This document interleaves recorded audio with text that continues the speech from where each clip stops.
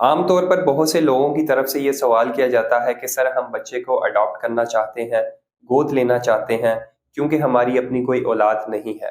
تو کیا ایسی صورت میں پاکستان میں ایسا کوئی قانون موجود ہے جو بچوں کی اڈاپشن کو ڈیل کرتا ہو؟ تو میں بتانا چاہوں گا کہ پاکستان میں ایسا کوئی قانون موجود نہیں ہے جو بچوں کی اڈاپشن کو ڈیل کرتا ہو۔ البتہ پاکستان میں گارڈین اینڈ وارڈ ایکٹ کے تحت ایک قانون موجود ہے جس میں گارڈین جج ایک بچے کی کسٹڈی سے ریلیٹڈ گارڈین شپ لیٹر جاری کر دیتا ہے، جس کے تحت آپ بچے کو اپنے پاس رکھ سکتے ہیں۔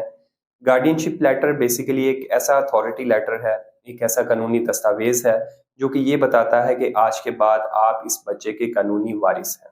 اس قانون کے تحت کوئی بھی شخص یا کوئی بھی کپل جو بچے کو اڈاپٹ کرنا چاہتا ہے یا پھر گود لینا چاہتا ہے، وہ سیکشن 7 کی اپلیکیشن گارڈین جج کو دے گا۔ گارڈین جج تمام حالات کو دیکھنے کے بعد گارڈین شپ لیٹر جاری کرے گا۔ اب یہاں پر یہ خاص بات یہ ہے کہ اگر وہ بچہ مسلم ہے تو وہ بچہ مسلم ماں باپ کو ہی دیا جائے گا۔ جیسا کہ ویسٹ میں یہ دیکھا گیا ہے کہ جب بھی کسی بچے کو اڈاپٹ کیا جاتا ہے تو اس بچے کو تمام رائٹس دیے جاتے ہیں اور وہ انہیریٹنس میں بھی حصے دار ہوتا ہے، لیکن پاکستان میں ایسا نہیں ہے۔